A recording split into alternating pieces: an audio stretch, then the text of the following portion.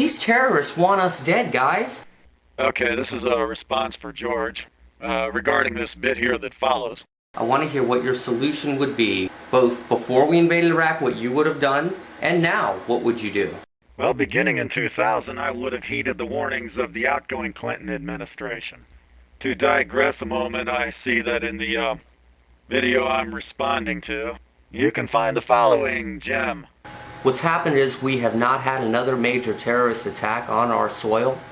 Well, George, there weren't any major terrorist attacks on our soil approaching anything like the scale of the 9/11 attacks for quite a few years before the 9/11 attacks either. And unless you can figure out a way to give George Bush credit for that, I think you're going to have to admit that the lack of attacks since 9/11 may not necessarily have anything to do with Bush's reaction to 9/11, except insofar as that it was the attack of 9/11 that compelled Bush to finally take seriously the warnings handed down to him by the Clinton administration regarding Al-Qaeda, which heretofore he had ignored. But I digress. Back to the plan. Now, aside from taking seriously the Clinton warnings to pay attention to what's going on in the world, I would want to make a fundamental change in U.S. foreign policy as I see it. I think that for several decades the U.S. has been trying to wield strategic influence over the Middle East by military means for the sake of U.S. economic interests, given the U.S. economy dependence on foreign oil. I think this is a misguided and corrupt policy. It is a subsidization of the oil industry, the auto industry, and the lifestyles of the upper and middle class, mainly white population, which for decades has been indulging in what used to be called white flight, what today is known as urban sprawl, with its attendant infatuation with the automobile as a status symbol and a fashion accessory. All of which is fine by me, except that the subsidization in practice takes the form of interminable, astronomically expensive military adventures. This is the price we pay so that Joe Blow can commute 40 miles a day in a gas-burning 4x4 to his job at McDonald's. The price to the ordinary people living in the regions wherein lies the oil we're interested in is rather higher and often paid in blood. I would change this policy. I would progressively raise the fuel efficiency standards for new automobiles and trucks. Heavily fund academic research to benefit the development of advances in the design of fuel cells, batteries, wind turbines, biomass generators, photovoltaic cells, etc. And of course, to advance the design of nuclear fission reactors and plutonium breeders, and God knows, maybe even fusion, who knows. These are basic steps we should have been doing to a far greater extent for 30 years at least already. Conservation and alternative development could well have all but eliminated our strategic interest in the Middle East by now. This is not isolationism, by the way. I'm talking about changing foreign policy, not eliminating it. As for the troublesome animosity that we face currently, These terrorists want us dead, guys. well, I appreciate the comedic value of your histrionics, but I don't think your view of the threat is all that realistic. For example, you note there haven't been any domestic attacks on the scale of 9/11 since 9/11. I've already pointed out that there weren't any domestic attacks on the scale of 9/11 for years and years before 9/11. So your implication that this absence of such attack following 9/11 is due to the unprecedented scope of Bush's military adventurism is clearly unfounded.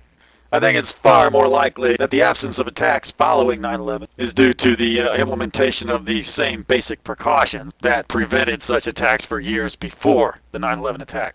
The intelligence and security measures and more limited military activity that Clinton engaged in and that Bush neglected to take seriously until a few Saudi Arabians crashed their hijacked airline into New York City while W read My Pet Goat. Such basic measures are sufficient to protect us from radical Muslim extremists, and our disengagement for a policy of militarily dominating the strategic oil reserves in the Middle East and from Israel will do more to discredit the need for those extremists in their own lands than W. Bush's program of interminable invasion and occupation.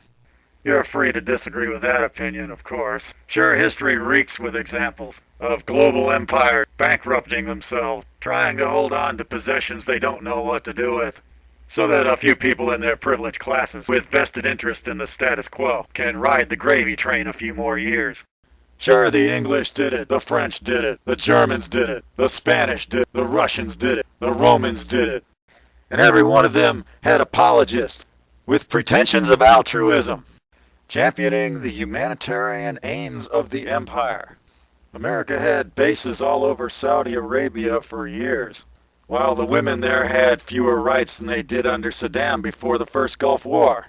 Where's your altruism? Where was your altruism when Saddam was gas-bombing Kurds and Iranians while Rummy shook his hand in photo opportunities? Where was your altruism when your government made common cause with the Mech, an Iranian terrorist group that went from fighting Americans during their revolution to helping Saddam commit some of the atrocity he's about to be hanged for, to spying for America on the Iranian government they helped create? Where was your altruism when the CIA overthrew the Iranian government and put the Shah in power there? Where was your altruism when the U.S. arbitrarily put Israel in Palestine? They could have gave him a piece of Germany or California. But no, they dumped him on top of the Palestinians who had nothing to do with their problems. Hell, where was your altruism in Cambodia, in Burma, in China, in Darfur, in Rwanda, in Nicaragua, in Chile? Your empire doesn't run on altruism. Your empire runs on cash. If a side effect of fighting this war for oil results in the liberation of a people who have the right to speak out, who have the right to hope and the right to dream, I'm all for it. And if the liberation of those people gets in the way of America's need to militarily dominate the strategic oil reserves in Iraq, I'll give you 3 guesses which of those interests is going to go out the window first. And I don't think you'd lose money betting on that to happen very quickly. It may already be happening. What's the condition of those women you're so worried about under the Shia leadership? What's the condition of anyone not of the right religious affiliation? When you've got death squads running around in broad daylight, wearing cop uniform, waving cop weapon, rolling around in convoys of SUVs in the middle of town, rounding up dozens of people at a time, and executing half of them in private later on, if they're not on the same team. That's the human rights you've brought to Iraq. And as long as Bush thinks he's going to get control of that oil one of these days, he's not going to do a damn thing about it. Hell, if he thought it was going to help him get hold of that oil one of these days, he'd do better than look the other way. I guarantee you there's not a dictator or a mass murderer Bush wouldn't put in charge of the whole show if he could get control of the oil. If there's any altruism that's going to come out of this, it's going to be a complete and very unlikely accident. Because the empire isn't run by do-gooders like you. You're just there to rationalize what happens after the fact. Of course, a sufficiently cold-blooded person might very well say something really eloquent like, nuke their ass and take the gas, which is a slogan I'm sure you've heard somewhere before. You might have read it on a bumper sticker.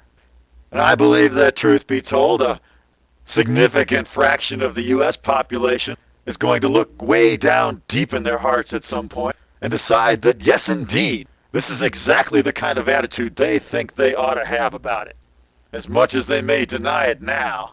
Which is why I don't call you people Nazis, like I typed at a guy the other day. Yeah, the Nazis were cold-blooded murderers, but at least they were honest about what they were doing. But don't let me go completely crazy with moral censure about it. My main objection to Bush's approach isn't actually moral, it's practical. It's not going to work. Over the past couple of years, it's become more obvious that it's not going to work to everyone but his most starry-eyed supplicants. That's why he's in trouble now. It ain't because of the far left. It's because anybody with 2 eyes in his head can see that your great leader is a fuck-up. And he's digging this country down a very deep hole, like a lot of other similarly stupid leaders have done to a lot of other very great empires in the past.